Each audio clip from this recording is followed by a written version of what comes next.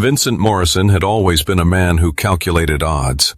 25 years in military intelligence had taught him to read people like weather patterns, predictable yet dangerous when storms gathered. At 52, with silver threading through his dark hair and scars mapping stories across his weathered hands, he possessed the kind of quiet intensity that made weaker men uncomfortable. The oncologist's words echoed in the sterile room. Stage 4 pancreatic cancer, 6 months, maybe 8, with aggressive treatment. Vincent's expression never changed. He'd faced death before in the mountains of Afghanistan and the back alleys of Prague. This was just another mission with a ticking clock.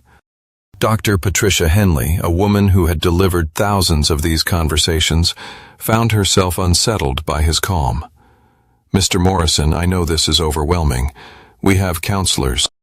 "No need," Vincent's voice carried the weight of authority. "What are my options?" As the doctor outlined treatments, chemotherapy, radiation, experimental trials, Vincent's mind was already 3 moves ahead. Diana would take this news badly. Their marriage had grown cold over the past 2 years, ever since he'd retired from government work to focus on family. The irony wasn't lost on him that trying to be present had somehow made him invisible. Their children, Emma and Ryan, both in their early 20s, had grown distant too. Emma, a marketing executive in Chicago, barely called. Ryan, fresh out of college and working at his girlfriend's father's firm, seemed more interested in his trust fund than family bonds. Vincent had built his fortune carefully. Military pension, consulting contracts, and wise investments in defense contractors. The family's $4.2 million estate in Westfield reflected years of calculated decisions. But money, he'd learned, couldn't buy loyalty. Walking to his Range Rover in the hospital parking garage, Vincent noticed Diana's car wasn't in their driveway when he drove past. It was 2 p.m. on a Tuesday. Her boutique fitness studio closed at noon on weekdays. That evening, he told her over dinner at their mahogany table, the same one where they'd celebrated anniversaries and birthdays for 15 years. Cancer. Diana's fork clattered against her plate. At 48, she still turned heads with her blonde hair and carefully maintained figure. How long? 6 to 8 months. The silence stretched between them like a chasm. Vincent watched her face, reading micro-expressions the way he once read enemy combatants. Fear, yes, sadness perhaps, but underneath something else, relief. "We'll fight this," she said. But her eyes were already calculating something he couldn't quite decipher. 3 weeks later, Vincent began noticing the signs. Diana's phone face down during dinner, gym sessions that ran mysteriously long, and new lingerie that never made appearances at home. A husband trained in surveillance doesn't miss such details. The confirmation came on a rainy Thursday morning. Vincent had scheduled a chemotherapy session but postponed it, claiming illness. Instead, he followed Diana to the Marriott downtown, watching from his car as she met Troy Whitman in the lobby. Troy was everything Vincent wasn't. Young, flashy, and soft. At 35, he owned 3 luxury car dealerships and flashed his success like a peacock displaying feathers. His divorce status and reputation as a playboy were well known in their social circle. Vincent had met him at charity galas, watching how Troy's eyes lingered on other men's wives. Through the lobby's glass windows, Vincent observed them embrace, not the greeting of friends, but the desperate clutch of lovers stealing time. His trained mind cataloged details, Troy's hand on Diana's lower back, the way she melted into him, how they moved toward the elevators with practiced familiarity. Vincent felt no rage. Rage was emotion, and emotion clouded judgment. Instead, he felt the cold calculation that had kept him alive in hostile territories. Diana had made her choice. Now he would make his. That evening, Diana returned home with a story about lunch with her sister Claire in the city. Vincent listened, nodding sympathetically as she described traffic delays that perfectly explained her 4-hour absence. "How are you feeling?" she asked, touching his forehead with practiced concern. "Tired but fighting." The real fight, Vincent knew, would come later. Over the next few days, he employed skills learned in darker corners of government service. a small GPS tracker on Diana's BMW, software to mirror her phone, and bank account monitoring that revealed cash withdrawals coinciding with her errands. The pattern emerged clearly: Tuesday and Thursday afternoons at the Marriott. Diana had been generous with their joint accounts, funding her affair with Vincent's money. The irony would have been amusing if it weren't so pathetic, but the betrayal went deeper. Listening to recovered voicemails, Vincent discovered Diana discussing contingency plans with Troy, life insurance policies, estate planning. The cancer had accelerated her timeline, but clearly she'd been planning her exit long before the diagnosis. "I just need to be patient," Diana's voice whispered from the recording. "Once he's gone, we can be together openly. The kids already think I deserve better." The kids. Vincent's jaw tightened as he processed this revelation. His own children were complicit in this orchestrated abandonment. The confrontation came sooner than Vincent expected. Emma and Ryan arrived together on a Saturday morning, their faces set with grim determination. Diana stood behind them like a general positioning her troops. "Dad, we need to talk," Emma began, her voice artificially steady. She'd inherited Vincent's piercing blue eyes, but none of his patience. "This situation isn't fair to Mom." Situation. Vincent remained seated in his leather armchair, fingers steepled. Ryan stepped forward, his youth making him bold and foolish. "The cancer, Dad. It's going to be ugly, expensive. Mom shouldn't have to watch you deteriorate." Vincent studied his son. Soft hands, designer clothes, the entitled bearing of someone who'd never faced real hardship. "I see. We found a facility," Diana said, finally joining the conversation. "Sunset Manor. It's very nice. Full medical support." "You mean a place to die?" The silence confirmed everything Vincent needed to know. His family had already written his obituary. Emma's voice cracked slightly. We can't watch you suffer. And honestly, Dad, we can't afford to put our lives on hold." "Your lives?" Vincent's voice carried no emotion. "Of course. We're done waiting for you to die," Ryan said with brutal honesty. "This is better for everyone." Diana produced papers from her purse. "I filed for divorce. It'll be quick, uncontested.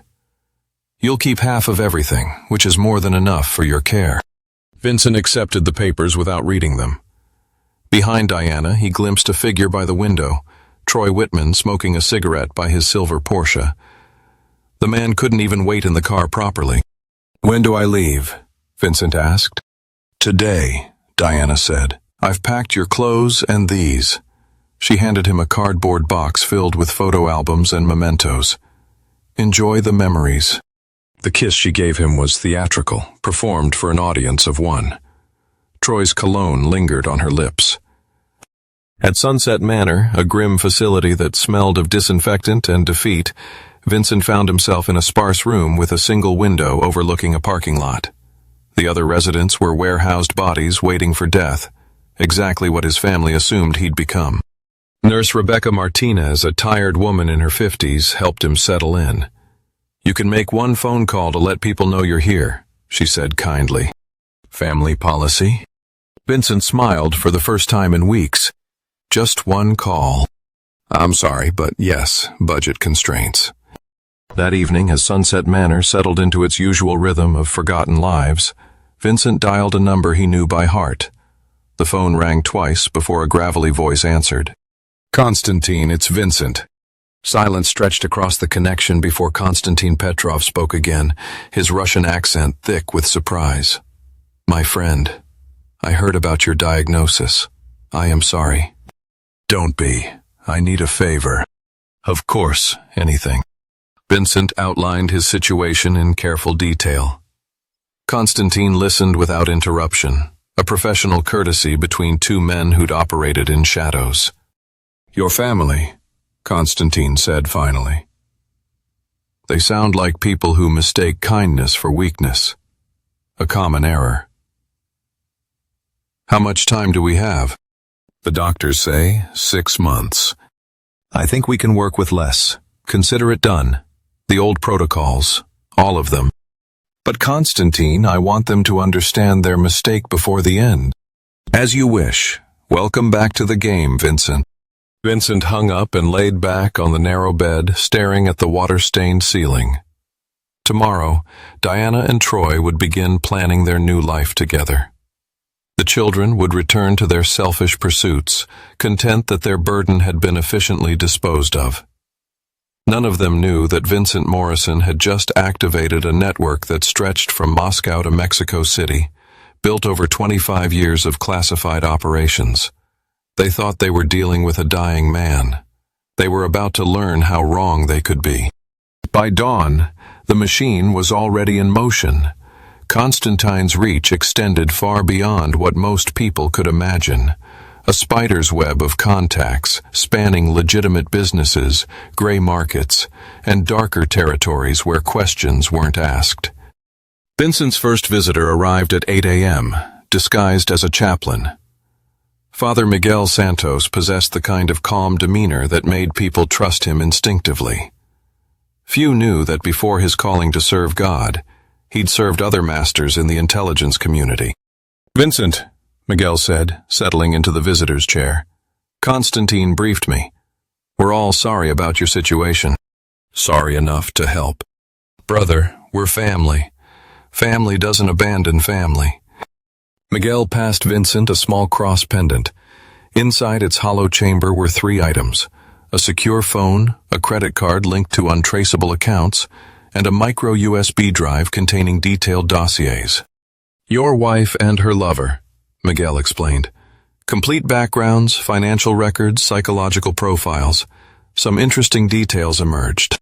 Vincent plugged the drive into the outdated computer terminal in the facility's recreation room, claiming to research treatment options. The files painted a picture more complex than simple infidelity. Troy Whitman's dealerships were struggling, cash flow problems hidden behind flashy success. His divorce had been costly, and his ex-wife's attorney had been particularly thorough. Diana represented more than love. She was his financial salvation. Diana's boutique fitness studio was similarly troubled. Rising rent costs and increased competition had squeezed profits. She'd been borrowing against the house equity to keep it afloat. Transactions Vincent's illness had prevented him from monitoring. But the most interesting discovery involved Ryan. Vincent's son had been embezzling from his girlfriend's father's company, small amounts but consistent. Emma's marketing firm was being investigated for fraudulent billing practices, though she remained unaware of the probe. His children weren't just ungrateful, they were desperate. "There's more," Miguel had warned. "Diana and Troy have been planning this for 18 months. The affair started before your diagnosis."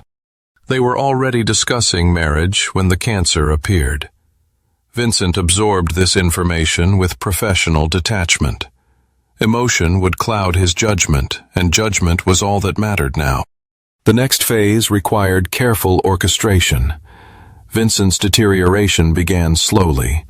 Missed meals, extended sleep periods, complaints of increasing pain. The staff at Sunset Manor, accustomed to such decline, adjusted his care accordingly. Within a week, he'd been moved to the hospice wing, where visitors were limited and oversight minimal. This suited Vincent's purposes perfectly. Dr. Jennifer Walsh, his new primary physician, was another old contact, a battlefield surgeon who'd patched up operatives in places that didn't officially exist. Her presence at Sunset Manor wasn't coincidental. "How long do you need?" she asked during their first private consultation. 3 months to implement, 2 months to execute, 1 month to finish. The cancer is real, but you and I both know that timelines are fluid with proper medical support. Dr. Walsh nodded. "I can give you 6 months of functional time. After that, nature takes its course." 6 months is plenty. That evening, Vincent received his first call from Diana. The number on the facility's caller ID showed she was phoning from Troy's house. "Vincent, how are you settling in?" Her voice carried forced cheerfulness, the tone people used when performing kindness for witnesses. "Poorly. The pain is getting worse." "I'm sorry. Do you need anything?" "My family." Silence stretched between them. In the background, Vincent could hear Troy's voice, though the words were unclear. "The kids send their love. Diana said finally. They're dealing with this in their own way. I understand. Vincent, I want you to know that despite everything, I hope you find peace. I will, Vincent promised, soon. After hanging up, Vincent smiled. Diana had called from Troy's landline, not her cell phone. That single detail told him everything about their confidence level. They felt safe, protected, beyond his reach. Tomorrow he would begin teaching them how wrong they were. The transformation of Vincent Morrison from dying patient to puppet master began with small, seemingly random events across the city.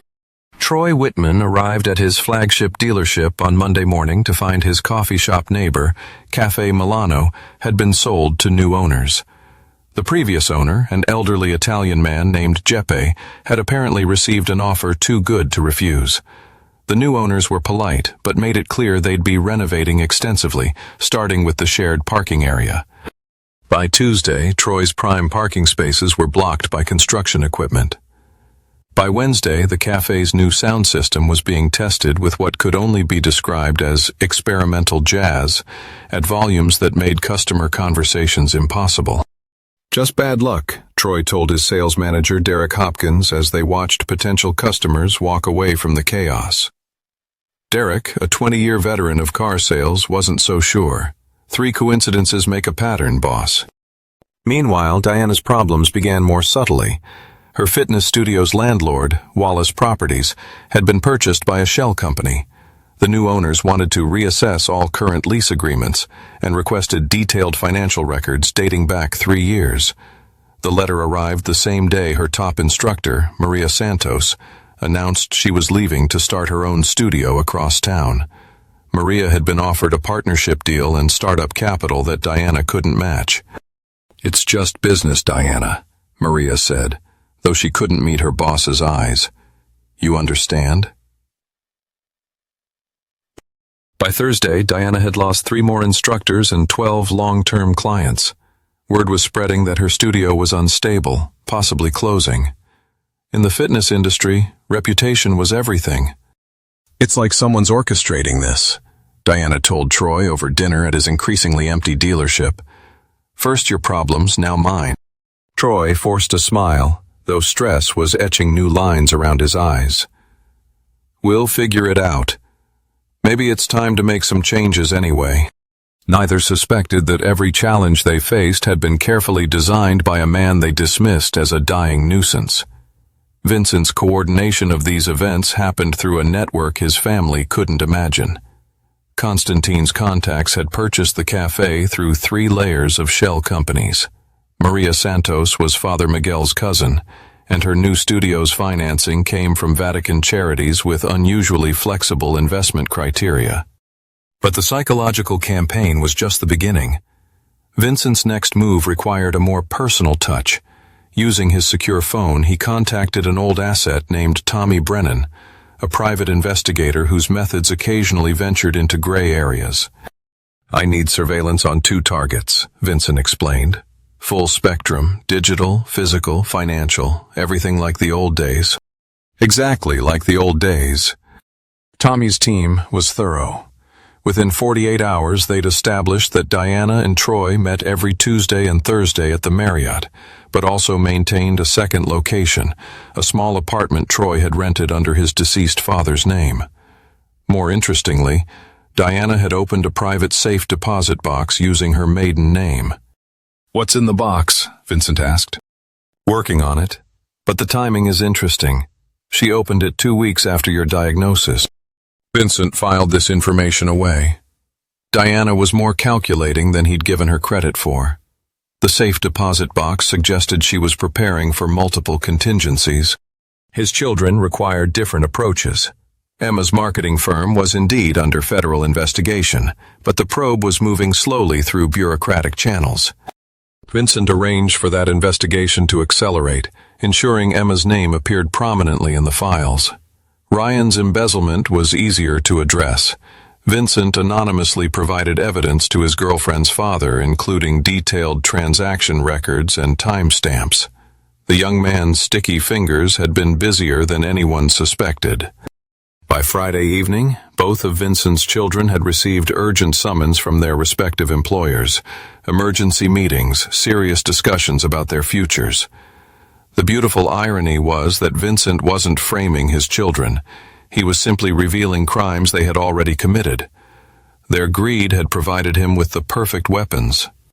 As the week ended, Vincent lay in his narrow hospice bed, monitoring the chaos through encrypted communications.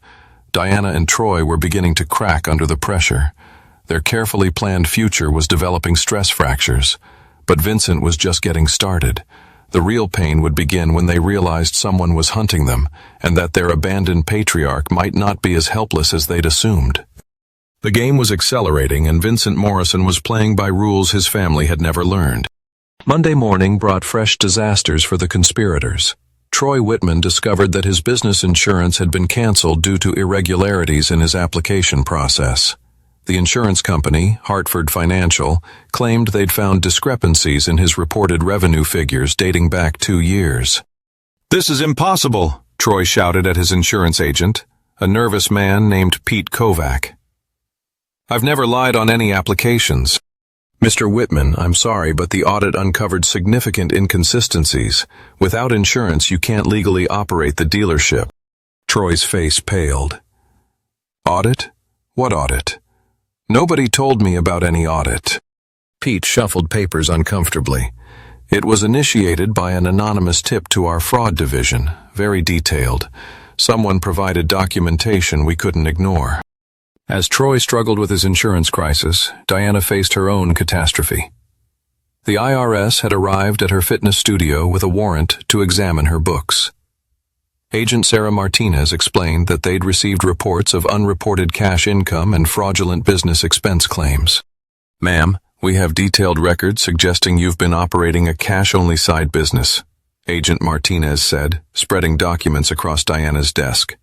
"Personal training sessions that weren't reported as income." Diana's mouth went dry.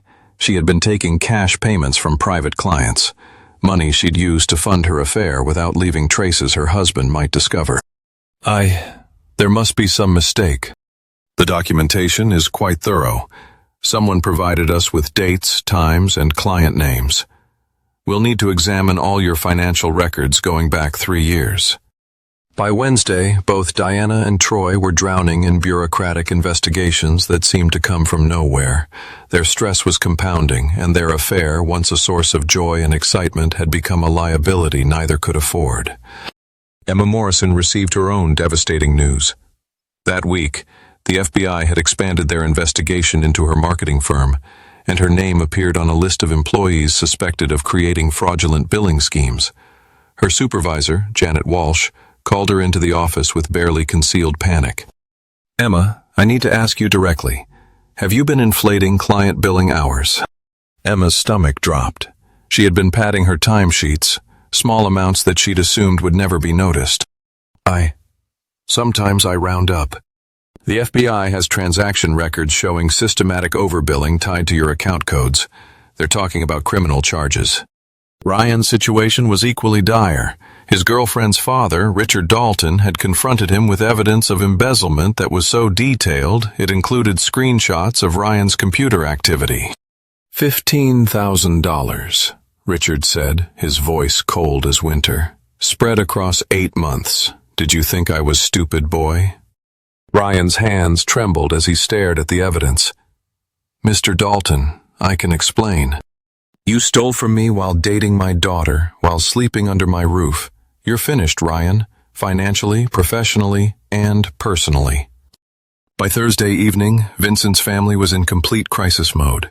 Diana called an emergency family meeting at Troy's house, a location she thought was secure from whatever forces seemed to be attacking their lives.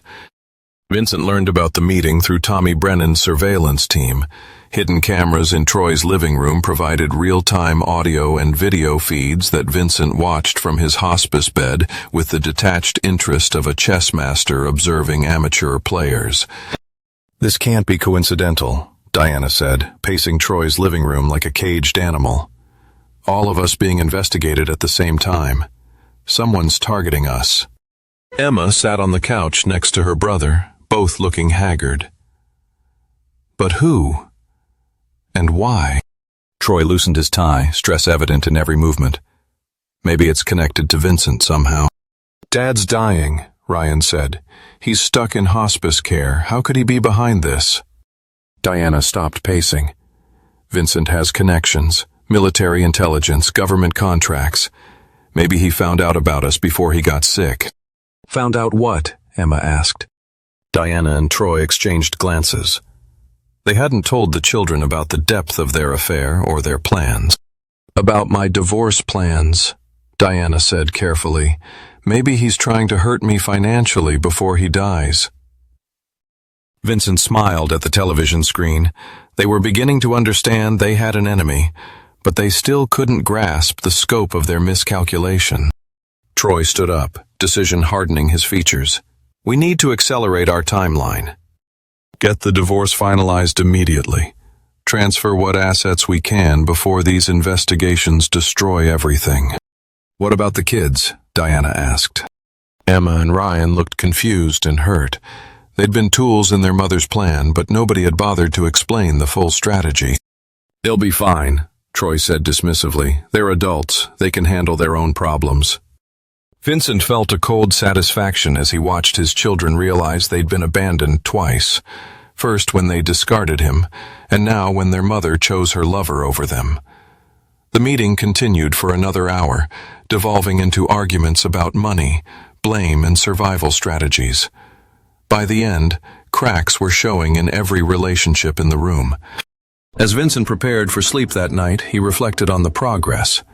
His enemies were isolated, stressed, and beginning to turn on each other. The next phase would require more direct action.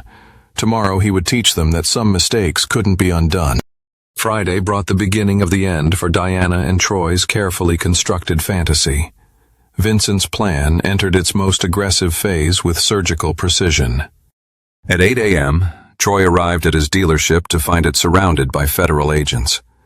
DEA badges gleamed in the morning sunlight as agents seized vehicles, computers, and financial records. Agent Carlos Rodriguez approached Troy with the calm authority of someone who held all the cards.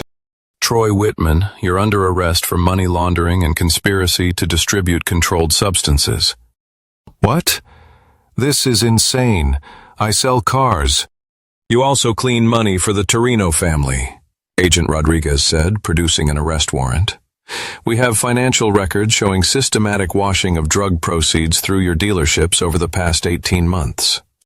Troy's face went white. He'd never dealt drugs in his life, but Vincent's team had been thorough in creating evidence. Constantine's connections included financial experts who could make paper trails appear and disappear like magic tricks. The beauty of the frame was its simplicity. Vincent hadn't fabricated the drug connection from nothing. Troy had unknowingly sold 3 vehicles to Torino associates, paying cash and avoiding financing paperwork.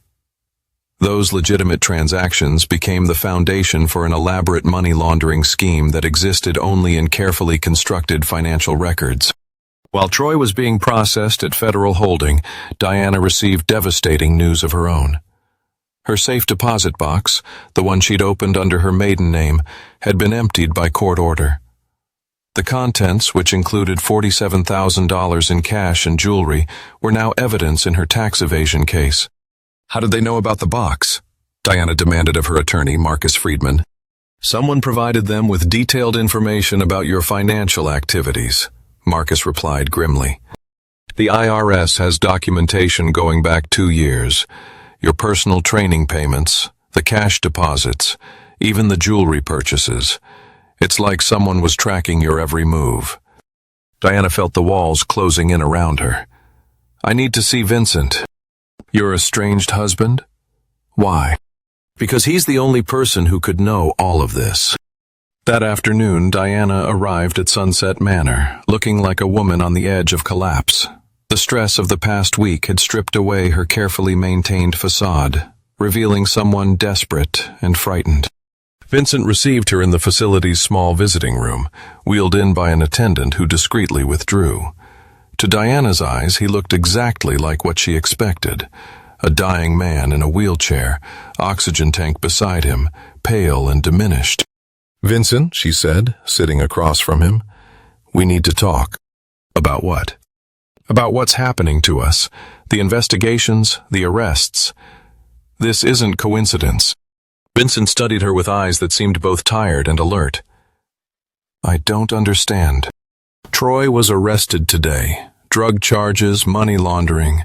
It's impossible, but the evidence... I'm sorry to hear that. Diana leaned forward, searching his face for any sign of deception.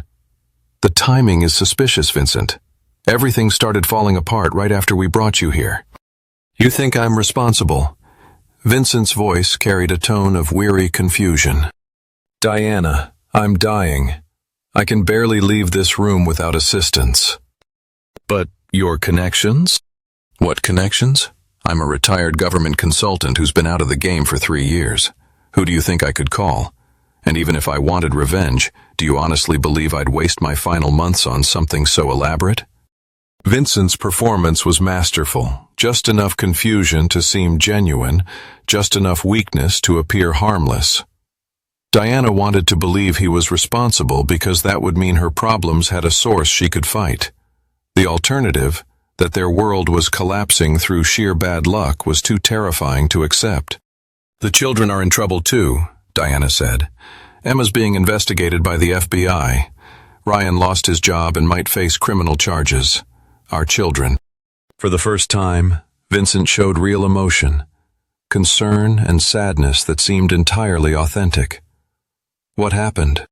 Diana explained about the fraud investigations, watching Vincent's face carefully. His reactions seemed genuine shock, disappointment, and worry for his children despite their abandonment of him. I need to help them, Vincent said. Whatever our problems, Diana, they're still my children. You're in hospice care. What can you do? Vincent was quiet for a long moment, appearing to wrestle with internal conflict. Finally, he spoke with the hesitant voice of a man making a difficult decision. I have some money set aside, emergency funds for my consulting work, about $200,000 in an account the divorce papers don't mention. If the kids need legal help. Diana's eyes sharpened. You'd help them after what they did? They're my children. I love them even if they can't love me back.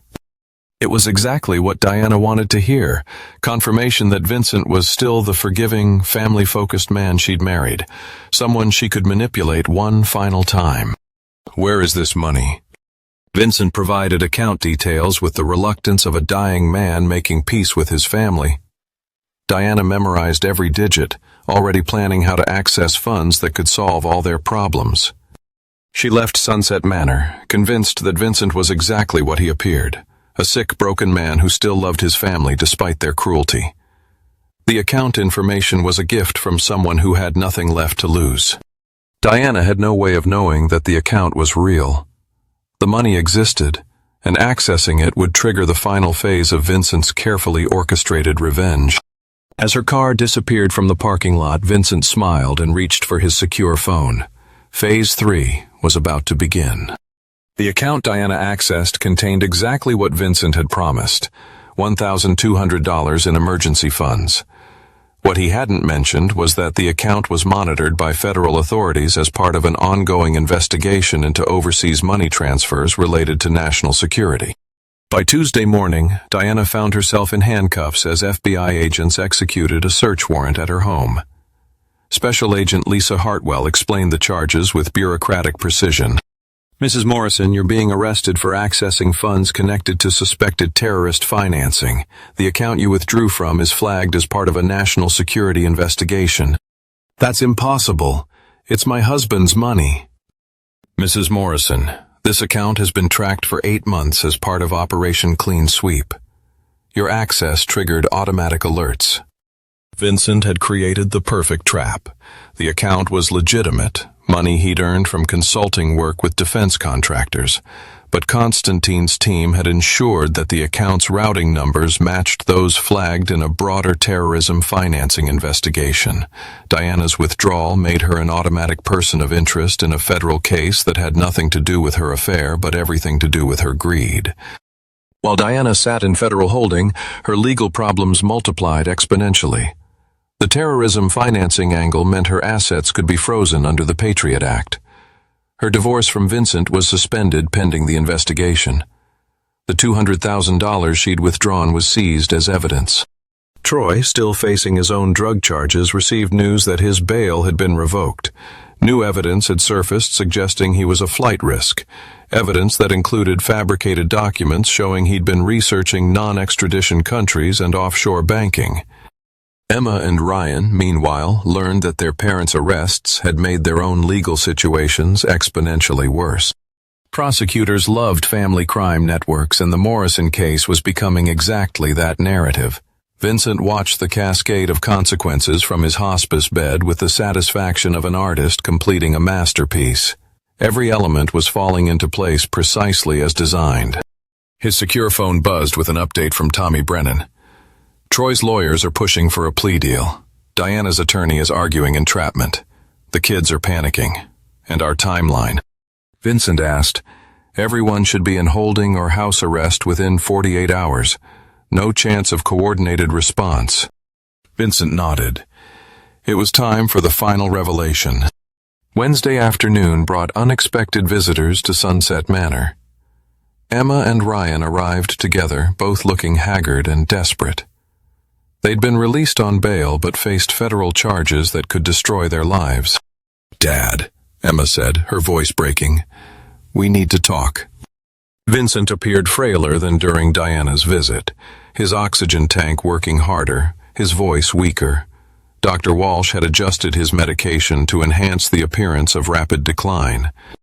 "My children," he whispered, "I'm so sorry about your mother, about everything that's happening."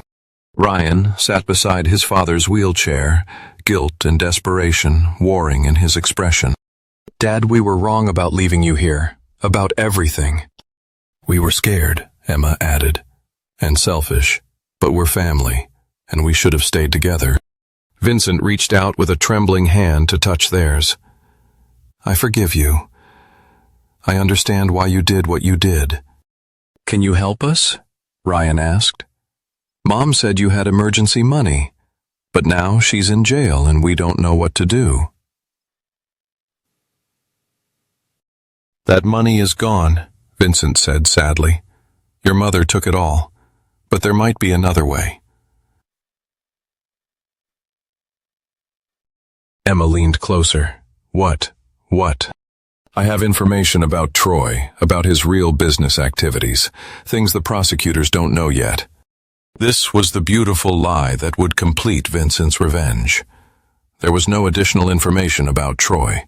Vincent's team had already provided everything necessary to convict him. But his children didn't know that. "What kind of information?" Ryan asked. "Evidence that could prove Troy was the real criminal, that your mother was manipulated by him, that you children were innocent victims of his schemes." It was exactly what they wanted to hear. A path to redemption that didn't require them to accept responsibility for their own crimes. "Where is this evidence?" Emma asked. Vincent's performance reached its crescendo. "In my home office, hidden behind the false panel in my desk, financial records, recorded conversations, documentation of Troy's real business, everything needed to prove your innocence." "Why didn't you tell the police?" "Because," Vincent said, his voice growing weaker, "I was protecting your mother. Even after everything, I still loved her. But now I want to save my children." Emma and Ryan exchanged glances filled with hope and determination. They would go to the house, find this evidence, and use it to clear their names. Their father, dying and abandoned, was still trying to save them. They had no way of knowing that the house was under federal surveillance as part of Diana's case, that accessing Vincent's office would violate the terms of their bail, and that Vincent's evidence was actually detailed documentation of their own crimes, prepared by experts who knew exactly how to present it for maximum legal impact.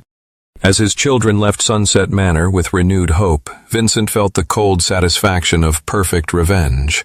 They would incriminate themselves trying to save themselves, using evidence he'd created specifically for that purpose.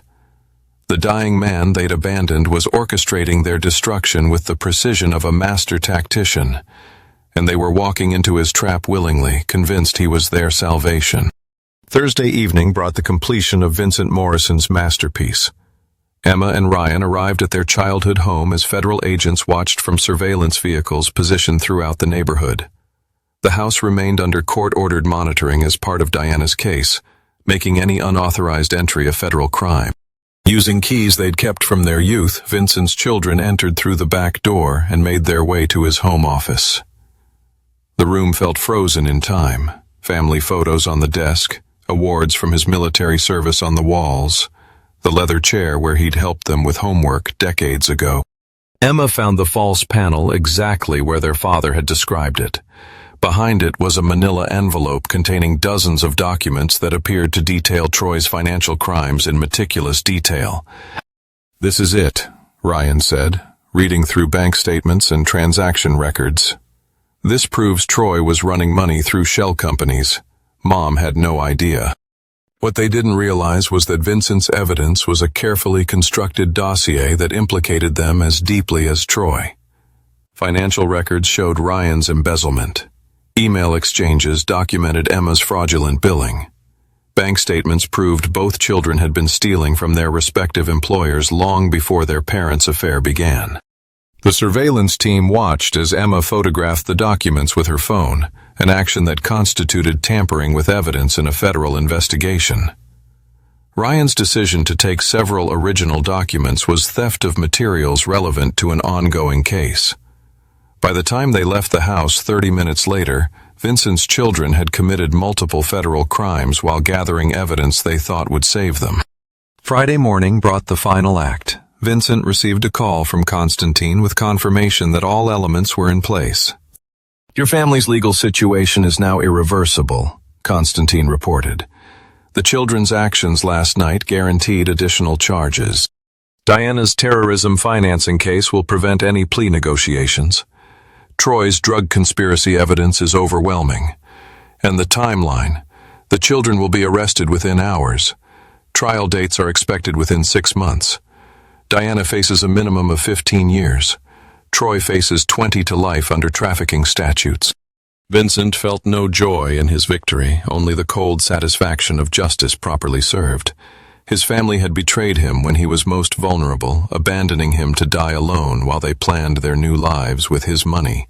Now they would understand the consequences of their choices. Dr. Walsh arrived for their final consultation that afternoon. "Are you ready to proceed with the next phase?" Vincent nodded. "I am. The treatment I've been providing will maintain your strength for another 2 weeks. After that, the cancer will progress naturally. You'll have time to see the results of your work and the facility here. Constantine's people will ensure you're transferred to private care. No one will disturb your final weeks." That evening, Vincent made his last call to his family. Emma answered from a jail cell, her voice hollow with despair. "Dad. Oh God, Dad. They arrested us. The FBI said we tampered with evidence. But the documents you told us about, they don't prove what you said. They make everything worse." Vincent's voice carried the weakness of approaching death, but his words were crystal clear. "I know, Emma. You know I created those documents. I orchestrated everything. Your arrests, your mother's troubles, Troy's charges, all of it." Silence stretched across the connection before Emma's voice returned, sharp with realization. "You planned this. You did this to us. You did this to yourselves. I simply revealed the truth about who you really are. We're your children." "No," Vincent said with final authority. "My children would never have abandoned their father to die alone. You stopped being my family the moment you chose cruelty over loyalty."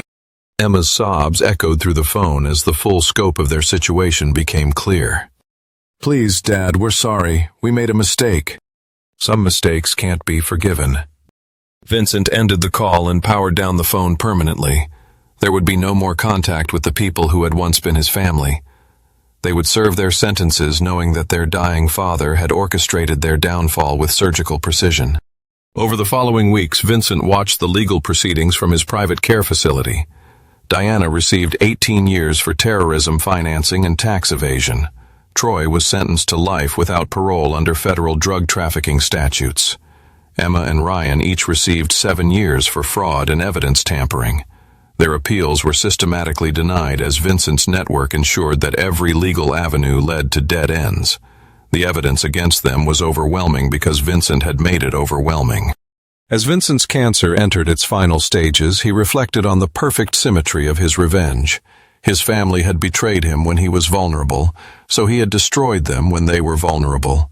They had abandoned him to die alone, so he had ensured they would serve their time alone. Dr. Walsh sat beside his bed during his final hours, monitoring his peaceful decline. "Any regrets?" she asked. Vincent's voice was barely a whisper, but his conviction remained strong. "None. They chose their path. I simply ensured they walked it to its conclusion." Vincent Morrison died on a Tuesday morning as winter sunlight streamed through his window. His last thoughts were not of family or forgiveness, but of perfect justice finally served. The network he'd built over 25 years quietly dismantled itself, leaving no traces of the elaborate revenge that had destroyed 4 lives. In death, Vincent had achieved something rare, complete and total victory over those who had wronged him. His will, read a week later, donated his entire estate to military veterans' charities. Diana, Emma, Ryan, and Troy received nothing but a single line that would haunt them through their prison years. To those who forgot that loyalty and love are earned through constancy, not convenience, may you find in your solitude the understanding that some betrayals echo through eternity. Vincent Morrison's final lesson was complete. Some people mistake kindness for weakness, forgiveness for opportunity, and love for obligation. They learn too late that the most dangerous enemy is the one you underestimate. In the end, Vincent had proven that a dying man with nothing left to lose can be the most formidable opponent of all.